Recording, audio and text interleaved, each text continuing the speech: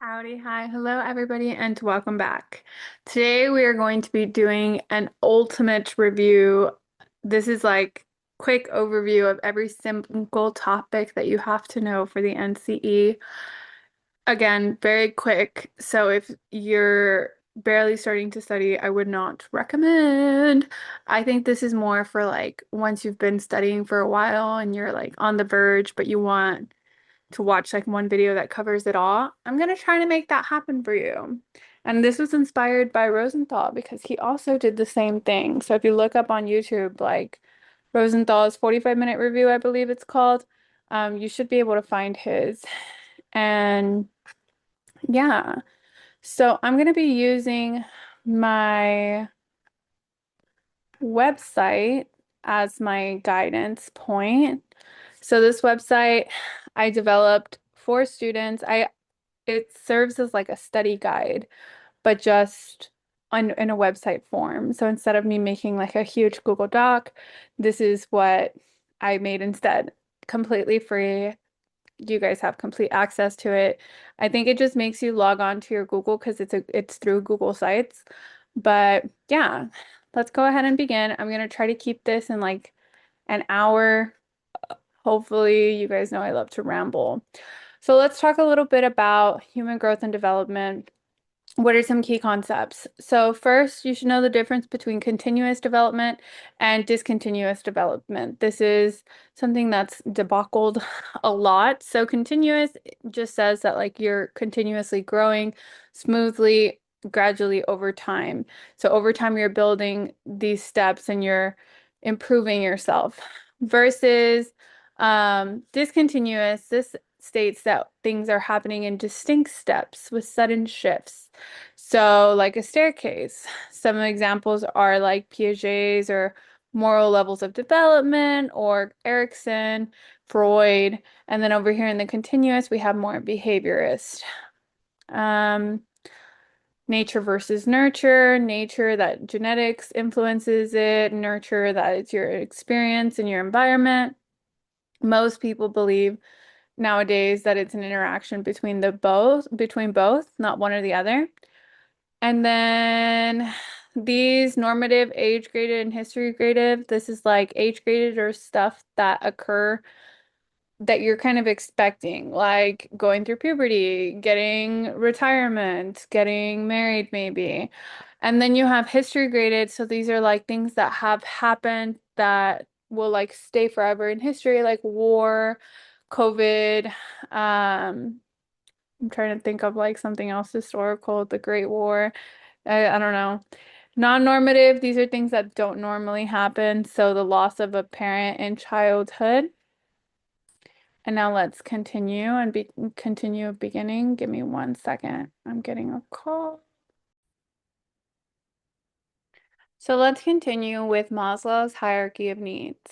This little triangle, the way it works is Maslow came up with this theory. He's one of the first that came up with the theories, and which is why he is pretty popular. And it says that basically, in order to reach self-actualization, which is where we want to be, we have to have established all these things on the bottom. So you have to be physiologically okay, the breathing, the food, the water. Safety has to be good, need for love and belonging, esteem, and then self-actualization. Sigmund Freud, things to know. I would for sure know the cycles. Um, Little hack, old as people love gold. Oral, anal, phallic, latent, and genital. I would also probably know when the superego develops, which I believe is in the phallic, because they're like touching their parts, and then the parents will be like, "Oh, you can't do that." So then the superego comes into play. And again, we're only looking at human growth and development. We'll get more into Freud in a second. Erikson's, I would for sure know all of this cycle. I have done multiple videos on this cycle going in detail. So I'm sure you can find one that I've done on my TikTok. But we start off with trust versus mistrust, baby being picked up or not, autonomy versus shame and doubt. This is like toilet training. Initiative versus guilt. This is preschool level. Industry versus inferiority, school age, figuring out like what you're good at. Identity versus role confusion, adolescence. Intimacy versus isolation, which is young adulthood. And then generativity versus stagnation, which is middle adulthood. And then ego versus despair. Piaget's levels of development: sensory motor, pre-operational, concrete operational, and formal operational. I would also probably know and note what each stage like consists of. Sensory motor, senses, like that's how you see the world through your senses, what you can feel, see, and touch. Pre-operational, you're not fully operational in your brain yet. That's how I think about it. And then you have concrete operational, pre-operational, think like the egotistic, I would say, is pretty important, that they think that like the world revolves around them. Also, inanimate objects, like they believe that like a teddy bear can really talk, that kind of thing. Concrete operational, they can form like opinions on things, but they still see things very like objectively, no outside the box thinking, and that's where the formal operational comes in, which I like this little brain that's open. You get to see outside the box, abstract ideas. Vygotsky's social cultural theory of cognitive development. He believed in the zone of proximity. So this is the difference between a leader can do without help and what they can do with guidance. Scaffolding. So they're growing, and as they're growing, they start to scaffold.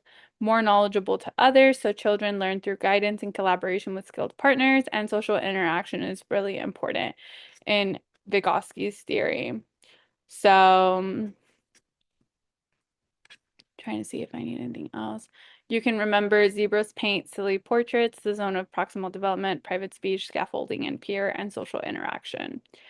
Kohlberg stages of moral development. Definitely would know these. I see these all the time. So, he had 6 stages of moral development, and they are in 3 like big I guess, big topics. So you have your pre-conventional, which consists of your self-interest and your avoiding punishment. You have your conventional, which is your law and order and your good boy attitude. And then you have your post-conventional, which is your social contract and your principles. A lot of people don't get to the post-conventional, and they'll stay somewhere here.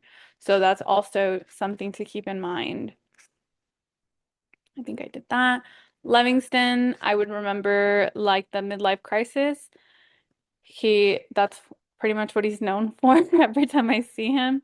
But of course, he had his own theory as well. And the main components were your life dreams, your occupations, your love and marriage, family relationships, mentor relationships, and mutual relationships. He states that your midlife crisis typically happens from 40 to 45.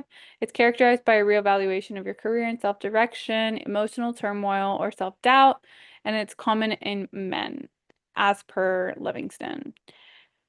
I guess I put this down here because it didn't fit up there or something. These are Freud's defense mechanisms: repression, denial. Repression is the most important one, I would say. This is you can't remember it. Now, suppression sounds very similar, but you're consciously choosing to do this. So I'll deal with my breakup after finals.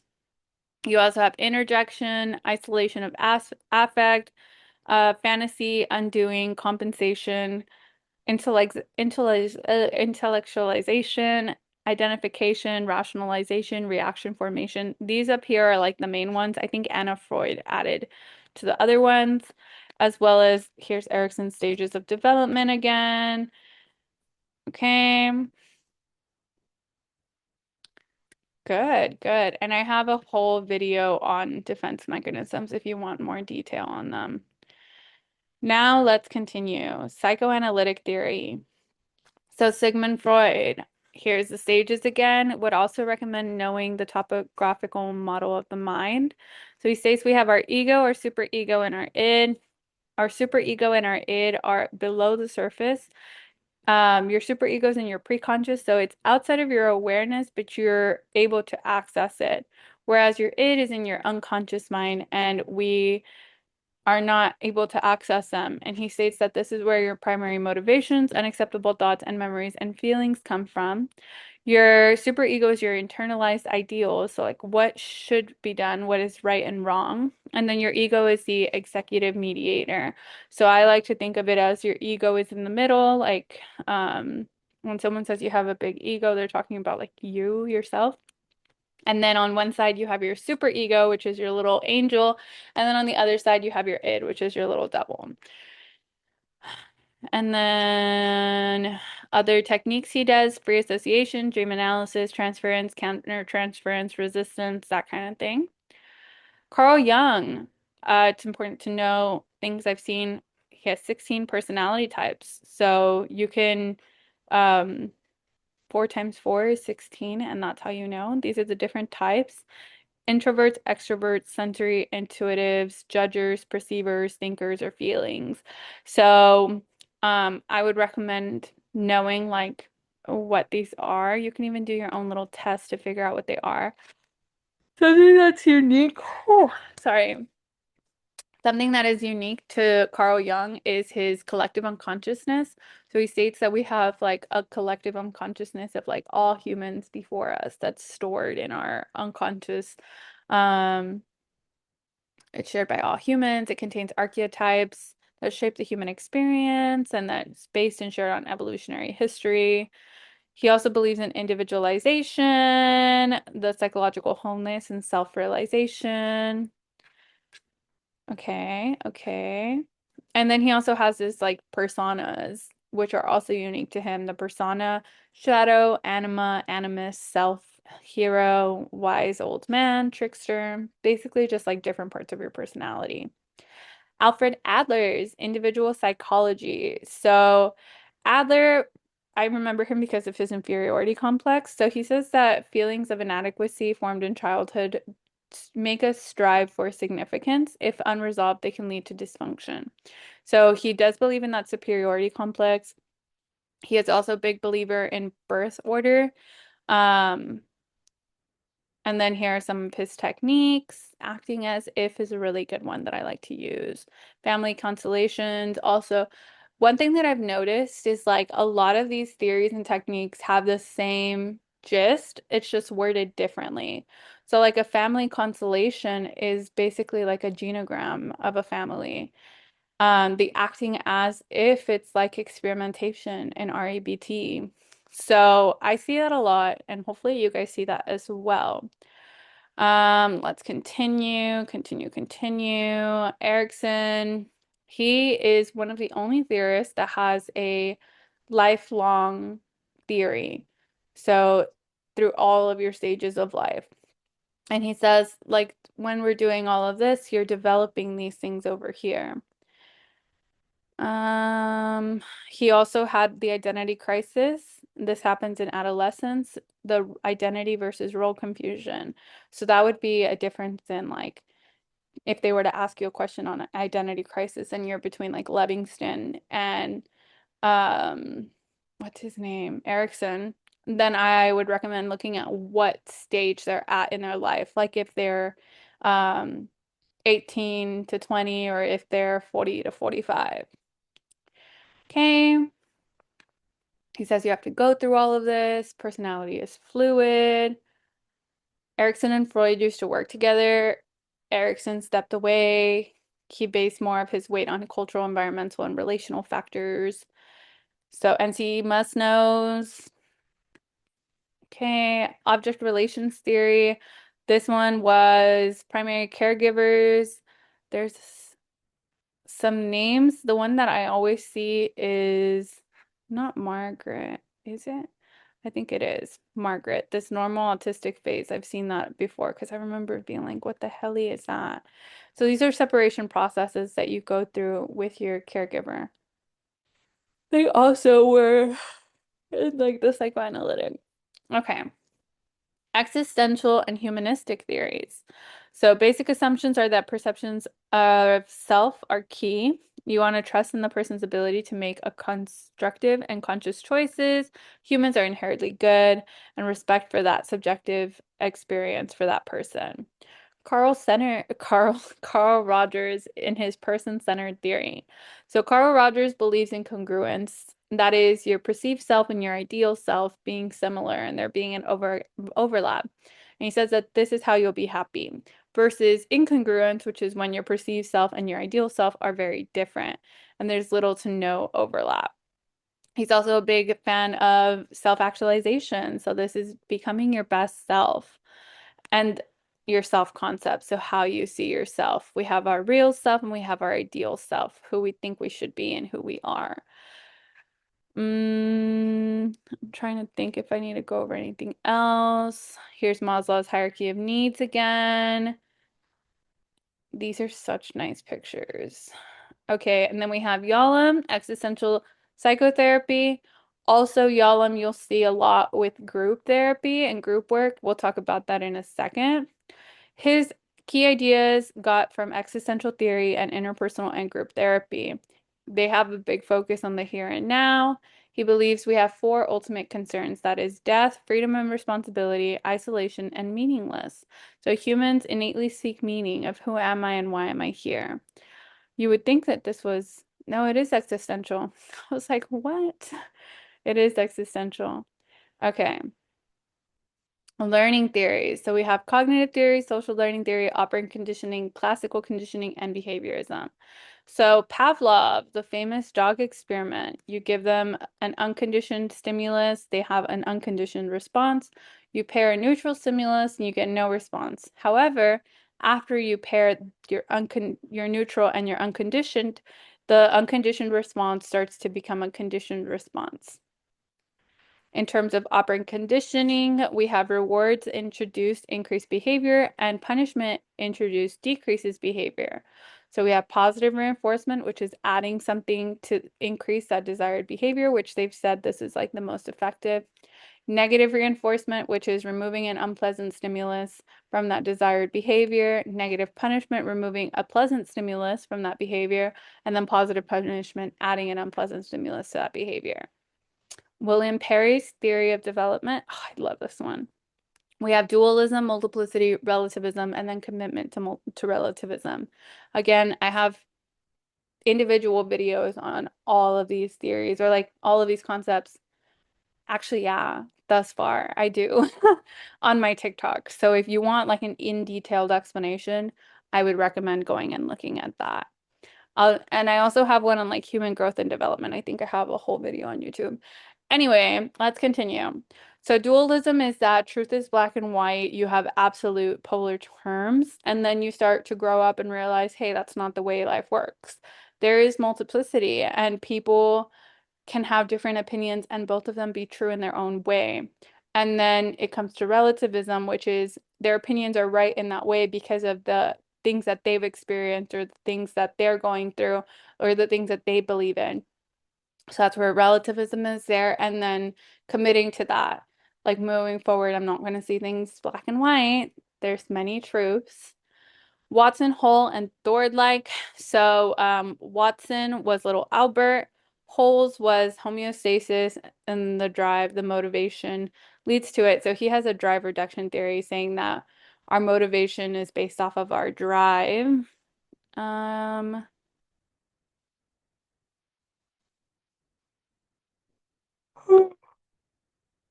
and Thorndike, I hear the law of effect a lot. Behaviors followed by a pleasant consequence are more likely to be repeated. Okay, we're beaming through. Next, we have social learning theory by Albert Bandura. So people can learn through observation. Mental states are important of learning. Learning does not necessarily lead to behavior change. Your personal life, behavior, and environment all interact with each other. So his main four components are attention, retention, reproduction, and motivation. Braunenfur's ecological systems theory. This one's pretty cool. It's how like we're influenced by all of these other things. So your microsystem, immediate environment, your mesosystem connections between the environments, ecosystem, indirect environments, macrosystems, and chronosystems. And here's a nice picture of them. And this helps you realize that like there's so many more factors at play than just what the client is experiencing. So being able to understand that development is nested in those multiple influences, these systems interact dynamically and they may ripple through each other. Contextual and cultural awareness, and it's often used in counseling, community psychology, and lifespan development. Okay. Cognitive behavioral theories. So here we have CBT, mindfulness-based CBT, dialect behavioral therapy, and acceptance and commitment therapy. So CBT, you'll often see like this or a triangle. So the thoughts that we have affect the behaviors that we do, which affect the emotions that we feel. And this could be true in any direction, wherever you want. Now, mindfulness, I love mindfulness. I could do a whole tangent, and I will, on mindfulness. But mindfulness is not only integrating CBT and changing our thought patterns, but also implementing non-judgmental acceptance, implementing like having a curious mind, implementing all those kinds of things. So mindfulness in itself is an amazing theory, but when you tie the two together, it's just like bread and butter. Now, mindfulness is also a part of DBT, dialect behavioral therapy. Dialect behavioral therapy was originally created for like bipolar. And the way that it works is you have the distress tolerance training, emotional regulation, interpersonal effectiveness, and mindfulness. This is another one of my favorite theories that I use. And then you have acceptance and commitment therapy. So this is accepting, be willing to accept the experience through difficult things, taking action to pursue the important things in your life, discovering what your values are, noticing your thoughts as self as context, being present in the here and now, and then observing your thoughts without being ruled by them. Also, amazing theory. You guys might be able to see. I am an eclectic counselor. I believe in using multiple theories. I will say that before we continue. Arnold Lazarus and multimodal theory. He also believed in using different theories. So I always see this when it comes to Arnold, the basic id, so that your behaviors, this is all what constitutes human functioning. Behaviors, affects, sensations, imagery, cognition, interpersonal relationships, and then your drugs and biology. The techniques that he used are technical eclecticism, so selecting techniques from different theories based on their needs rather than adhering to one model. And again, that's what being an eclectic counselor means, that you use different theories that to best fit the needs of your client, because every client is different. Ethological, biological, and physical theories of development. So ethological, how biology and evolutionary factors take place, emphasis on attachment, survival, genetics, and physical maturation. Critical periods, intrusive behaviors, and the role of nature. So we have Lorenz, Harlow, Spitz, Bowlby, and Mary Ainsworth. Mary Ainsworth, her attachment styles are quite important. I see these literally all the time. And then later they were added to by Main and Solemn, and they added more. And then we have Arnold Jessers. He has this maturation theory. Where are my pictures? I was looking for here. So Lorenz, he worked with these little swans and he would watch them. Harry Harlow worked with this little bird, with the little birds, with the monkeys, and he would watch them. And then we have Bowlby with his attachment theory, Mary Ainsworth with her attachment theory, Arnold Gesser's spiral growth theory, and Spitz was one of the first who used child observation. A lot of theorists that use behavioral observation of like children would use their own children. So that was like pretty cool to not just use your own children. Okay. EMDR is not going to be on your test, but if you're curious about it, I have a section on it there. The only thing that I do foresee being about EMDR is them asking you a question about like what treatment would you use for trauma base, and I would say EMDR has been proven the most effective theory to use with trauma, people who have PTSD. So that's where I would see it, but I had to put it in there because I'm EMDR trained and I love it. Okay. Social and cultural foundations, core areas. Worldview. Here are all the models, and I have all of them. I'll go through them briefly in a second. Other things to know, etic versus emic. Emic, think me, this is my culture, and I think my culture is unique, just like I think other people's cultures are unique. That's my understanding of the world. Versus etic is like everybody is the same, and we're all dealing with the same problems. So this is a universal approach. Assimilation, integration, separation, and marginalization, getting to know what all of those words mean and are. I'm trying to see if there's clearly I'm quite tired. So here are the models. I'll just go through really quick. Stu and Sue's racial identity model. First, you have conformity. So this is preferring the dominant culture over your own.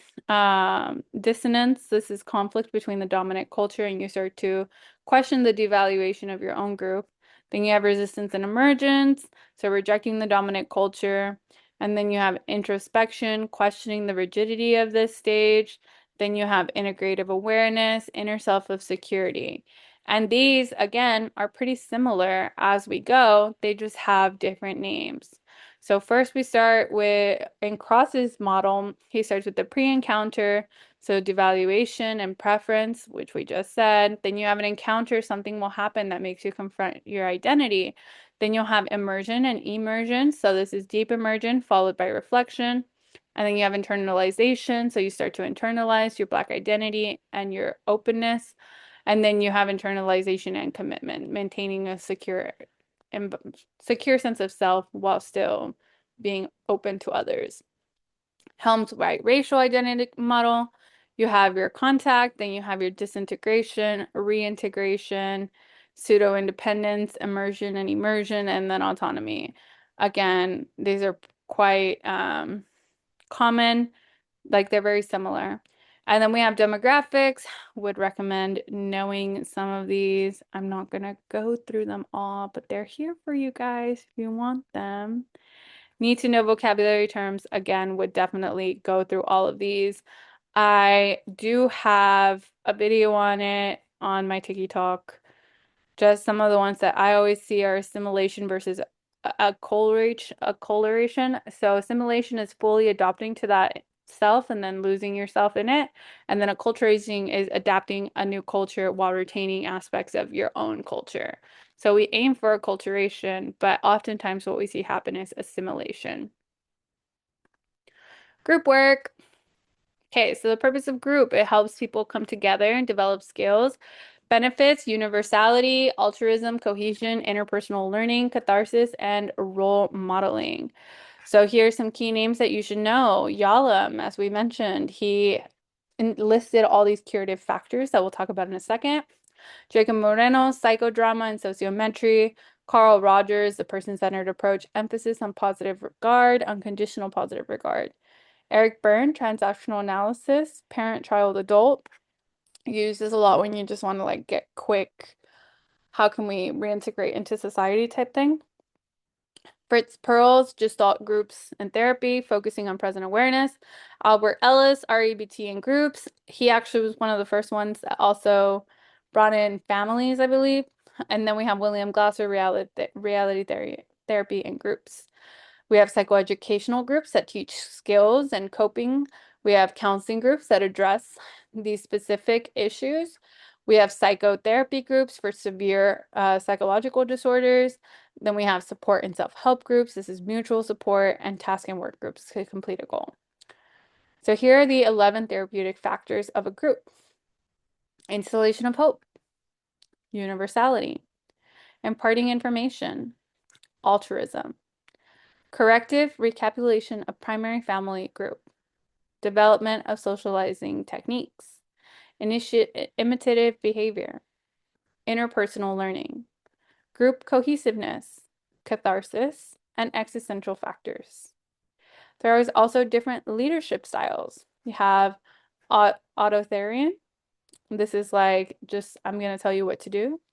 Democratic, we're going to work together. Laissez-faire, I'm lazy and I'm just going to let you do whatever you want.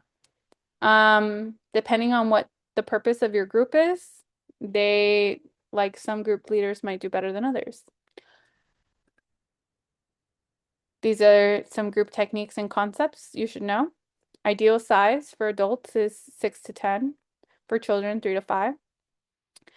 Homologous groups, they're very similar for the same thing. Heterogeneous, they're different. Open means that members can come in and out whenever they please. Closed means that there's a set membership. If all your members leave, you don't have any more members. Nobody else can replace them.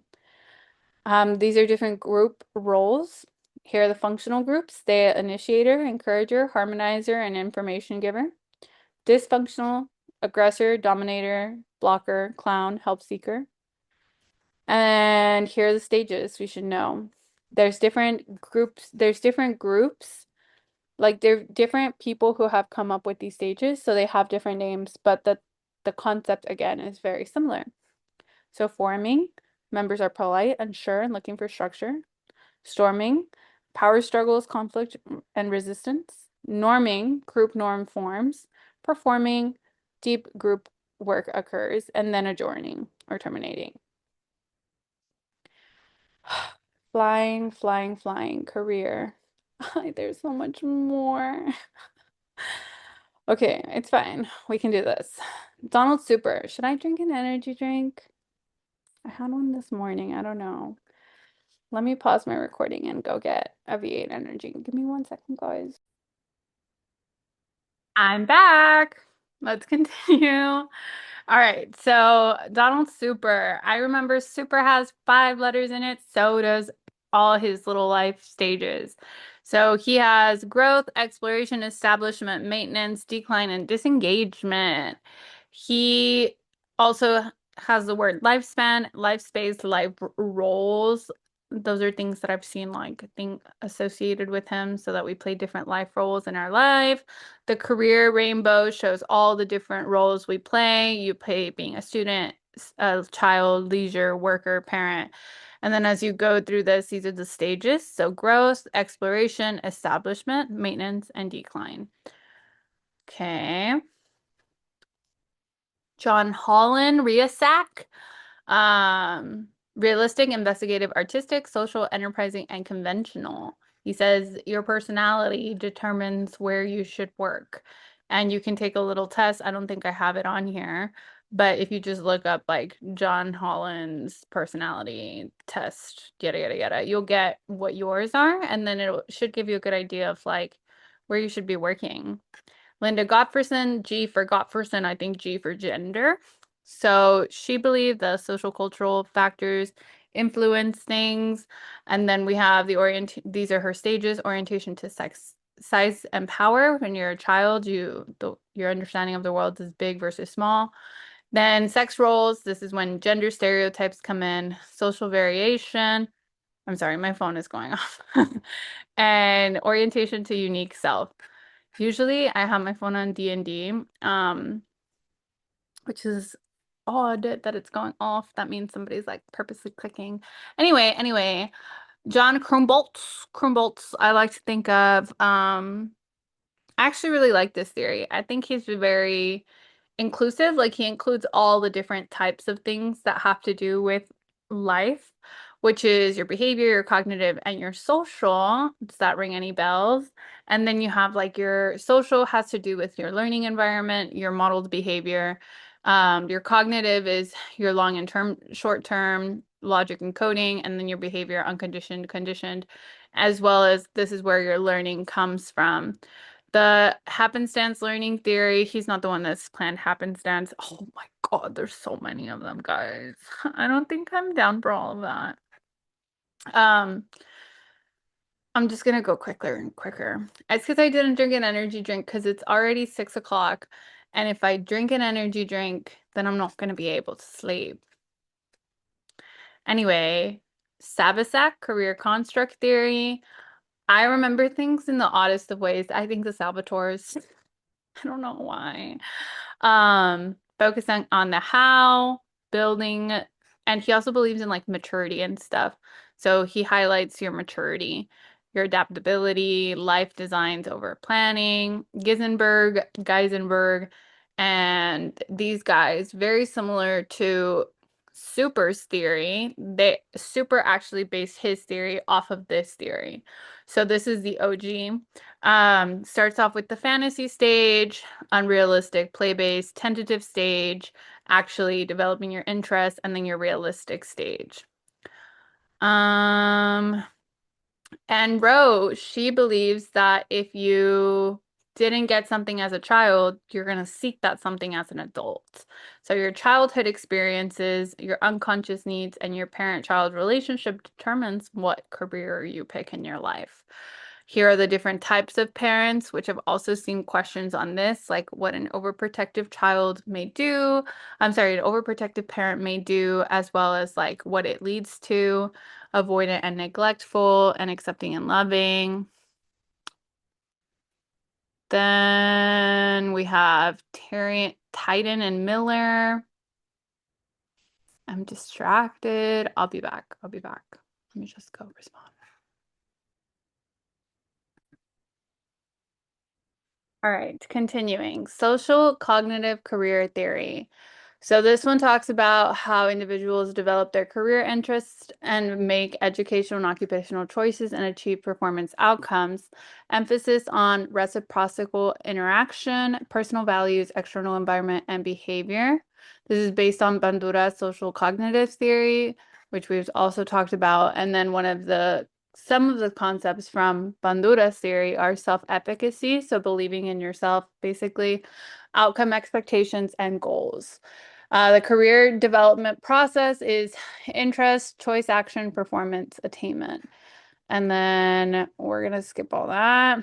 Cognitive information processing, I think of like a computer. It's based in cognitive psychology, information processes, and memory theory. There's this little pyramid of informational process. So the knowledge of the domain, the decision-making skills, and the executive processing domain. And the way you can remember it is through the core solving problem, CIP. This is pretty important. Okay. Gestalt, positive uncertainty. So this is recognizing that sometimes things don't happen the way we plan. So we have to be positive no matter what. And here is his 5-step model. Recognize the need to make a decision, collect relevant information, examine possible alternatives, weigh the pro and con for each alternative, and then make a choice. And again, he believed in positive uncertainty. Being certain can be limiting, being uncertain can be liberating. Testing and assessments in career counseling. You have interest inventories, like the strong interest inventory. That's based off of Holland. I've also seen a lot of like questions that will give you the name of an assessment and then they're like, who made it? So Holland made a lot of assessments. Super also made some assessments, or like one or two. Then you have Campbell, interest and survey, Cooter, career interest. Aptitude and abilities, these assess your specific strengths in certain and your general cognitive abilities. So the ASVAB is one that is taken by a lot of high schoolers, the DAT, the GABT, and the ONET profiler. And I really like the ONET. I give it to people who like don't know what they're going to do with their lives and they just want to know what are some possibilities. Again, you can just Google it and it'll come out. Personality assessments, these base your personality traits as related to your career. So the Myers-Briggs, the 16 personality factor personnel, the NEO personality inventory, and Holland code test. Values assessment, they assess your values, your your values, your ONET and career scales. And then here are some more tools, career maturity scales, more online tools. And here's a quiz if y'all want to take one. Appraisal and testing. So knowing the difference between them, mean, median, and mode. Mean is the one that's used the most. The average score, median is the middle. Mode is the most frequent. Understanding what ranges, it's the difference between the highest and lowest, the variance, and then standard deviations, the square root of the variance shows how to spread out the scores. With the standard deviation, I would also recommend knowing all of the like different ones, which I've done when we did like the practice question, because I don't think I have a picture of it here. No, I don't. But yeah, learning all the different kinds, like the Z-score, T-score, stanine, and what they look like on a graph. Then we have a positive skew and a negative skew. Those I did put pictures of. I just guess it wasn't on this one. Maybe on here. Oh, I guess not. Okay, that's fine.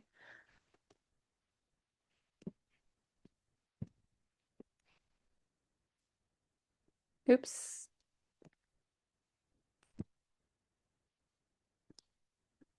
Okay.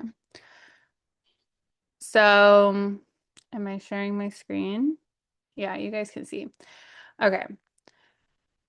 Uh, all right. So here's your symmetrical distribution. It just looks like a bell curve. When you have a positive skew, it's going to steer towards the positive. And the way that you know is like, again, your mode is your most frequent. So you would plot it on a, let's say they give you like your mean, median, and mode. So they'll give you your mean, median, and mode, and then you're going to put it on a plot. Mode, you know, is the most. So it's going to be the highest. And then you have your median, which is the middle, and then your mean. And wherever your mean is, it's going to determine where it goes, positive or negative. So for example, here, the mean is this way, so that's going to go this way. If the mean is over here, then it's going to go to the negative. And that's the difference between the two. Okay. Going back to appraisal. You have your normal distribution curve, 95, 99, and 68. 68, 95, and 99 right here. So if they're like, it's within one standard deviation, it would be 68%, two standard deviations, 95, and three standard deviations, 99. And this comes into play a lot when we're doing like testing because you get to see where everybody falls. Then we have percentiles. A percentile ranking means of 85 means that they scored 85% better than the other test takers. Grade equivalent means that they're performing at the grade that they are, and age equivalent means that they're performing at the age that they are. These can be misleading because let's say that kid never went to school in their whole life. How would you know that they're at a fifth grade if they never have gone to school? Or maybe they're at a fifth grade because they never went to school and they're an adult. Correlation coefficients, the stronger you are to +1, the stronger the relationship. Positive or negative on both increases, and then -1 increases, the other increases. Reliability versus validity. Is it reliably doing the same thing every time? Validity, is it doing the right thing every time?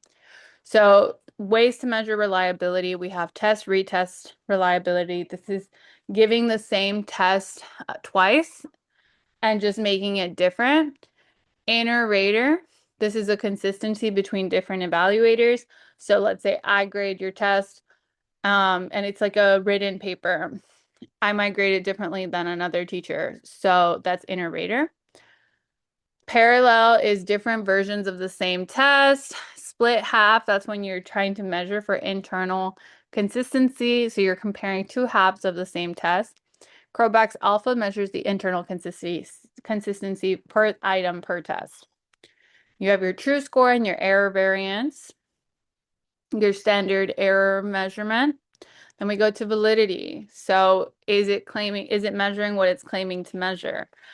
We have content validity, which is the most basic. Is the content relevant to what I'm trying to measure? Let's say I'm giving you a science test and I put a bunch of math questions in it. It's not science. One would argue if it was like physics, then maybe I would see the math in there.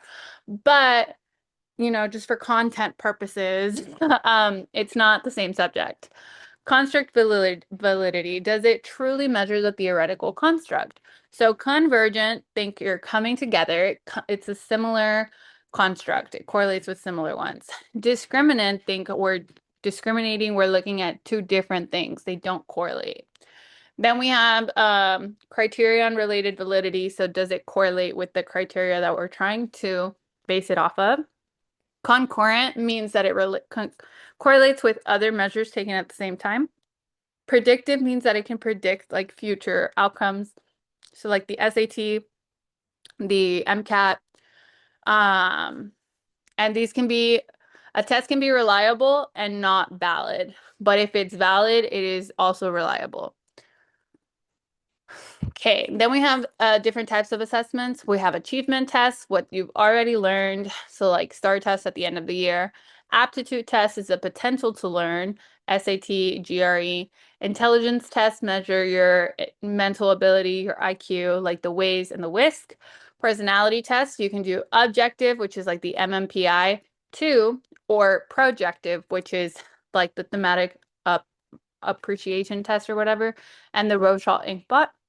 Interest inventories, like strong interest inventory. So nice that he named it after himself, because then we don't have to figure out who it came from.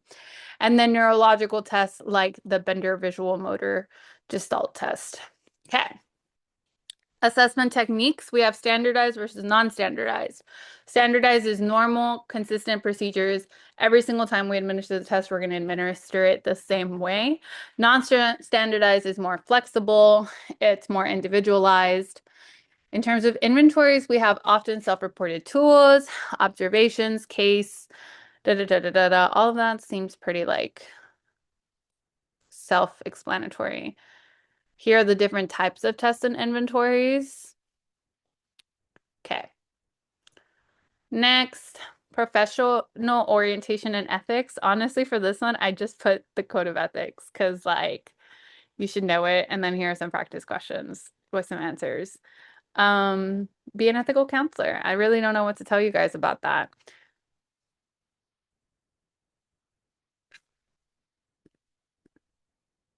I'm not going to go through all of it. It's way too long, but I would recommend reading it.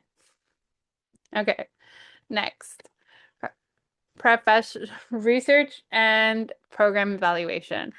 So qualitative versus quantitative research. Quantitative, think there's a quantity, it's numbers, things that we can see, statistics we can actually observe. And then we have qualitative, think like quality time.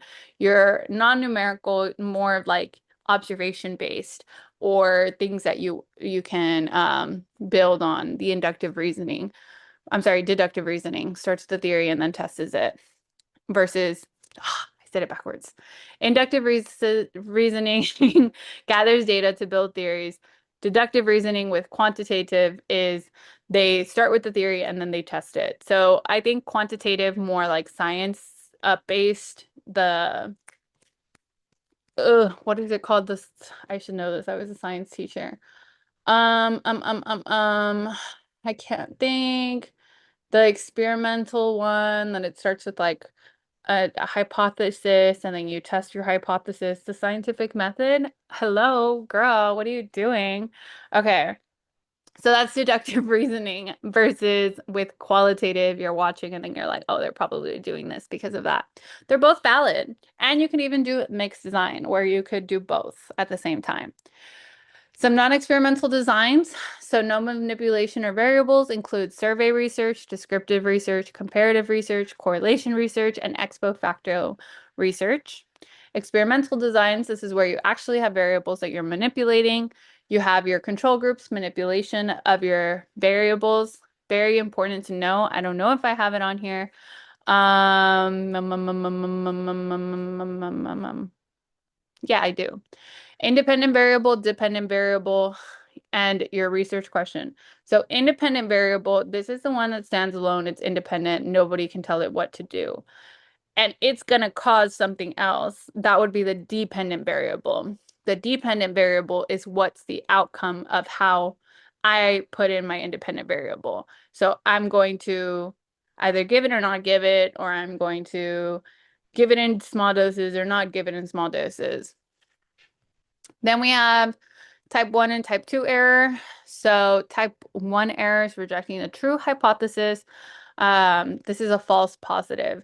Mind you, this is a true null hypothesis. So a null hypothesis versus a regular hypothesis. A null hypothesis is like, if my hypothesis was not true type thing. So these are real confusing. Level of significance, commonly 0.05. Scatter plots, Likert scales, 1 through 5, agree to disagree, factor analysis.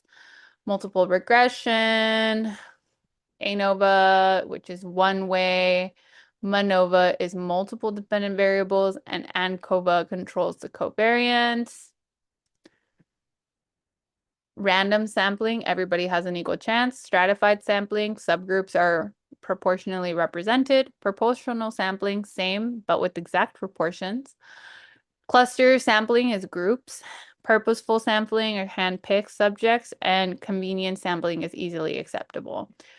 We have nominal data. This is categories with no order, like gender or names, like things that can be named.